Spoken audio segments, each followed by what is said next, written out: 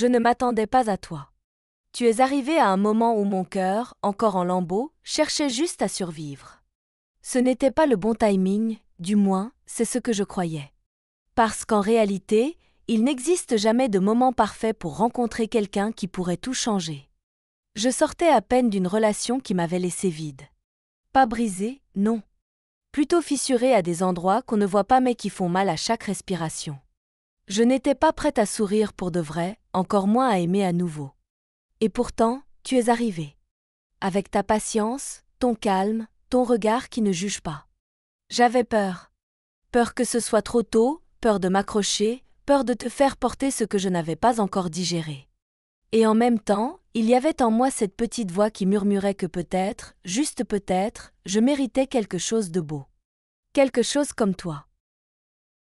Apprivoiser le bonheur quand on a connu la douleur. Le plus étrange, ce n'est pas d'avoir souffert. C'est de découvrir que l'on peut être aimé sans douleur. J'avais passé tellement de temps à normaliser les relations toxiques que la douceur me semblait suspecte. Tu faisais les choses simplement, répondre quand tu disais que tu allais appeler, être là quand tu le promettais, m'écouter vraiment. Et ça me déstabilisait. Ce n'était pas toi le problème. C'était ce que ta bienveillance réveillait en moi, l'idée que je m'étais contentée de moi, trop longtemps. Tu n'étais pas là pour me sauver. Tu étais juste, présent. Et cette présence douce, sans cri, sans jeu, sans manipulation, me donnait presque le vertige. J'avais appris à anticiper les silences lourds, les excuses bancales, les absences. Et toi, tu brisais ces schémas avec une constance désarmante. Tu voulais construire quelque chose, pas consommer quelqu'un. Et moi, j'essayais d'apprivoiser cette nouvelle forme d'amour, celle qui ne fait pas mal. Petit à petit, je me suis surprise à sourire pour de vrai. À répondre sans méfiance. À te parler de mes douleurs sans crainte d'être jugée. J'apprenais à respirer autrement. À vivre, peut-être, avec moins de peur et un peu plus de confiance.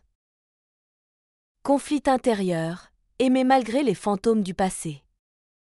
Mais aimer quand on guérit encore, c'est marcher entre deux mondes.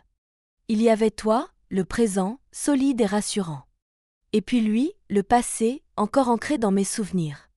Pas parce qu'il me manquait, mais parce que la douleur qu'il a laissée, elle, était encore vivante. Je ne savais pas comment jongler entre ces deux réalités.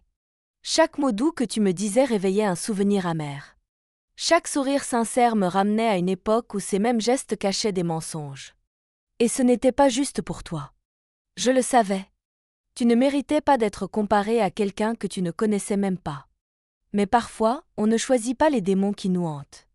Je voulais avancer, vraiment. Te donner ce qu'il restait de moi. Mais j'avais peur que ce ne soit pas suffisant. Que mes cicatrices te blessent. Que mon silence t'éloigne. Et en même temps, j'espérais que tu comprennes. Que tu restes. Que tu continues à être patient. Parce que dans ce chaos intérieur, il y avait une vérité que je ne voulais pas admettre, j'étais en train de retomber amoureuse. Lentement. Fragilement. Et c'était terrifiant. Avancer à petits pas, même quand on doute. Tu ne m'as jamais forcé à aller plus vite. Tu ne m'as jamais demandé d'oublier ou de guérir sur commande. Tu as juste été là. Jour après jour. Et cette constance, cette simplicité, c'est ce qui m'a sauvée. Il y avait des jours où je reculais. Où je doutais de tout. De moi. De toi. De ce que nous pouvions devenir. Et toi, tu ne fuyais pas. Tu restais. Tu écoutais même mes silences. Petit à petit, j'ai recommencé à croire. À t'écrire le matin sans que ce soit un effort. À rire sans culpabilité. À t'aimer pas comme on aime pour oublier, mais comme on aime pour construire. Pas pour remplir un vide, mais pour créer un espace neuf, ensemble.